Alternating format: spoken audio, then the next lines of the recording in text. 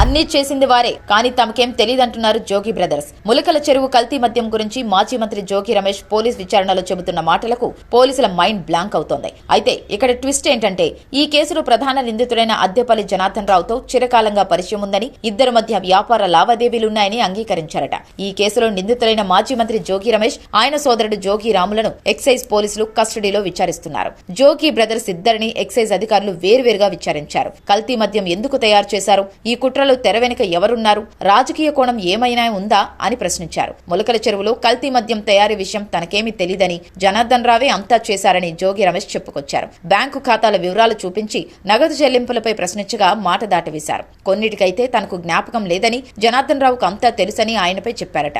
జోగి రాము మాత్రం అంతా తన సోదరుడు జోగి రమేష్ చెప్పిందే చేశానని, కుటుంబంలో ఏనాడు తాను స్వతహాగా పనిచేయలేదని, రమేష్ సూచనల మేరకు నడుచుకున్నారని వివరించారు. జోగి బ్రదర్స్ ని మరో 2 రోజుల పాటు ఎక్సైజ్ అధికారులు విచారించనున్నారు.